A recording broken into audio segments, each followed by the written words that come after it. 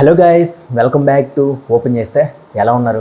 అందరూ బాగున్నారా? Tom Cruise గారిది మిషన్ ఇంపాసిబుల్ ఫ్రాంచైజీలో 8th film Mission Impossible Final Reckoning cinema May 17th release అవబోతుంది. ఈ సినిమా మిషన్ ఇంపాసిబుల్ ఫ్రాంచైజీలో 7th film Mission Impossible Dead Reckoning సినిమాకి సీక్వెల్ గా వస్తుంది. అయితే ఈ సినిమా చూడడానికి ముందు మీరు తెలుసుకోవాల్సిన కొన్ని క్వశ్చన్స్ ఉన్నాయి. అండ్ ఆఫ్ కోర్స్ మీరు కానీ Mission Impossible 7th film Dead Reckoning cinema చూసుంటే మీకు కొంతవరకు ఆ క్వశ్చన్స్ ఏంటి అనేది అర్థమవుతుంది. అయితే ఆ సినిమా చూసినా గానీ కొంతమందికి ఆ క్వశ్చన్స్ అర్థం అవ్వచ్చు, అర్థం అవ్వకపోవచ్చు. సో ఇప్పుడు నేను ఈ వీడియోలో ఆ క్వశ్చన్స్ ఏంటి అనేది బ్రీఫ్ గా ఎక్స్ప్లెయిన్ చేస్తాను. ఈ క్వశ్చన్స్ కనుక మీరు గుర్తుపెట్టుకుంటే వీటిని ఫాలో అయితే మే 17th రిలీజ్ అవుతున్న machine Impossible Final Reckoning cinema మీకు అర్థమవుతుంది, మీరు దాన్ని ఫాలో అవ్వగలుగుతారు. సో ఇంకా మనం లేట్ చేయకుండా వీడియోలోకి వెళ్ళిపోదాం. దానికంటే ముందు ఈ వీడియో మీకు నచ్చితే ఒక లైక్ కొట్టండి, అలాగే మీ అభిప్రాయాలు ఏంటో కామెంట్స్ లో చెప్పండి. అలాగే మన స్లోగన్ గుర్తుంది కదా, నచ్చితే మెచ్చుకుందాం, అందరితో పంచుకుందాం. So please support and subscribe to Open చేస్తే.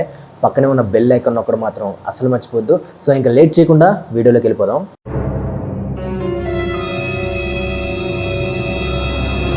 The first question, what is entity? In a particular way, who is this entity? Who created this entity? ఇప్పటి వరకు మిషన్ ఇంపాసిబుల్ మూవీస్లో Tom cruise AKA Ethan hunt fight చేసింది ఒక హ్యూమన్స్తో, ఒక human విలన్స్తో. ప్రపంచాన్ని నాశనం చేయాలి లేదా ప్రపంచాన్ని తమ గుప్పెట్లో పెట్టుకోవాలి అనుకునే ఒక విలన్స్ లేదా టెర్రరిస్ట్ గ్రూప్స్తో పోరాడాడు. బట్ మిషన్ ఇంపాసిబుల్ 7లో ఒక కొత్త విలన్ని ఇంట్రడ్యూస్ చేశారు. దాని పేరే ఎంటిటీ. ఇది ఒక AI, self learning, self aware artificial intelligence. అయితే ఈ ఆర్టిఫిషియల్ ఇంటెలిజెన్స్ని ఎవరు క్రియేట్ చేశారనేది క్లియర్గా ఎక్స్ప్లెయిన్ చేయలేదు. కానీ మిషన్ ఇంపాసిబుల్ 7లో United States National Intelligence Director Denlinger అనే ఒక క్యారెక్టర్ ద్వారా మనకి కొంతవరకు ఎక్స్ప్లెయిన్ చేశారు. అతను చెప్పిన వర్షన్ ప్రకారం ఈ ఎంటిటీ అనే ఒక ఆర్టిఫిషియల్ ఇంటెలిజెన్స్ ని యుఎస్ గవర్నమెంట్ కి సంబంధించిన కొంతమంది అఫీషియల్ టీమ్ డెవలప్ చేశారు. సో ఈ ఆర్టిఫిషియల్ ఇంటెలిజెన్స్ అనేది ఎలా వర్క్ చేస్తుంది అనేది తెలుసుకోవడానికి దాన్ని ఒక రష్యన్ సబ్మెరైన్ సెవాస్టోపోల్లో ఇంజెక్ట్ చేస్తారు. ఈ ఎంటిటీ యొక్క మెయిన్ టార్గెట్ ఏంటంటే ఎనిమీస్ యొక్క హార్డ్వేర్ లోకి వెళ్ళి దాన్ని హ్యాక్ చేయడం. ఎప్పుడైతే ఈ ఆర్టిఫిషియల్ ఇంటెలిజెన్స్ ని రష్యన్ సబ్మెరైన్ లోకి ఇంజెక్ట్ చేస్తారో అప్పుడే అది ఎందువల్ల కరెక్ట్ గా తెలియదు కానీ ఒక self aware, self learning artificial intelligent లాగా మారిపోతుంది. సో దాంతో అదొక ఇండిపెండెంట్ లాగా మారి దాని మీద ఎవరి కంట్రోల్ లేకుండా దాన్ని ఏ సబ్మెరైన్లోకి అయితే ఇంజెక్ట్ చేశారో ఆ సబ్మెరైన్ మీద ఒక బ్లాస్ట్ చేసుకుని ఎవరికి కంట్రోల్ లేకుండా ఐసోలేట్ అయిపోతుంది ఆర్కిటిక్ సముద్రంలో. సో మనకి ఈ మిషన్ ఇంపాసిబుల్ 8లో ఎంటిటీ గురించి తెలియాల్సిన క్వశ్చన్స్ ఏంటంటే అసలు ఈ ఎంటిటీని ఎవరు క్రియేట్ చేశారు, దాని సోర్స్ కోడ్ ఎవరు రాశారు, ఈ ఆర్టిఫిషియల్ ఇంటెలిజెన్స్ ని డెవలప్ చేసిన తర్వాత దాన్ని రష్యన్ సబ్మెరైన్ లోకి ఎలా ఇంజెక్ట్ చేశారు, ఆ రష్యన్ సబ్మెరైన్ లోకి ఇంజెక్ట్ చేయడానికి ఎవరు హెల్ప్ చేశారు యుఎస్ గవర్నమెంట్ కి, ఈ ఆర్టిఫిషియల్ ఇంటెలిజెన్స్ ని రష్యన్ సబ్మెరైన్ లోకి ఇంజెక్ట్ చేసిన తర్వాత అది సెల్ఫ్ అవేర్, సెల్ఫ్ లెర్నింగ్ గా ఎలా మారింది. అండ్ అలాగే ఈ ఆర్టిఫిషియల్ ఇంటెలిజెన్స్ ని యుఎస్ గవర్నమెంట్ క్రియేట్ చేయలేదు. మిషన్ ఇంపాసిబుల్ 7 ఫైనల్ లో United States National Intelligence Director Denlinger ఒక విషయం చెప్తాడు.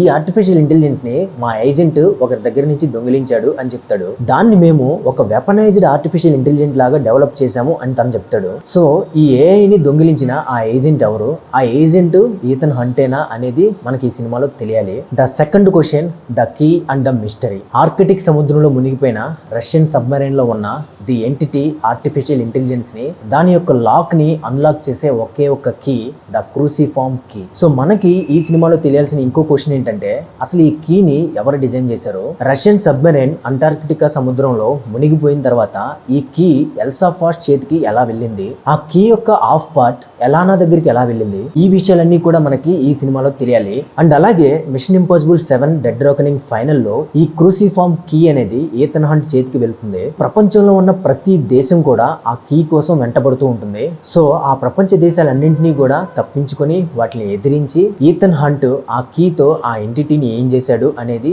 ఒక బిగ్గెస్ట్ క్వశ్చన్. అండ్ అలాగే ఈ మిషన్ ఇంపాసిబుల్ ఫైనల్ ర్యాకనింగ్ లో మెయిన్ ప్లాట్ పాయింట్. మనకి ఈ సినిమాలో తెలియాల్సిన the third question, Gabriel character. Mission Impossible Dead Reckoning సినిమాలో గేబ్రియల్ క్యారెక్టర్ గురించి ఒక చిన్న హింట్ ఇచ్చారు. అతను ఈథన్ హంట్ పాస్ట్ లో ఈథన్ హంట్ గర్ల్ ఫ్రెండ్ ని చంపేస్తాడు. ఆ తర్వాతే ఈథన్ హంట్ IMF లో జాయిన్ అవుతాడు. సో ఈ గేబ్రియల్ ఈథన్ హంట్ లవర్ ని ఎందుకు చంపాడు, ఈథన్ హంట్ కి గేబ్రియల్ కి మధ్య ఉన్న కాన్ఫ్లిక్ట్ ఏంటి, వాళ్ళిద్దరి మధ్య పాస్ట్ లో అసలు ఏం జరిగింది అనేది మనకి ఈ సినిమాలో తెలియాలి. అండ్ అలాగే మిషన్ ఇంపాసిబుల్ 7 డెడ్ ర్యాకనింగ్ లో గేబ్రియల్ ఈథన్ హంట్ కి చాలా దగ్గరైన ఎల్సా ఫాస్ట్ ని కూడా చంపేస్తాడు.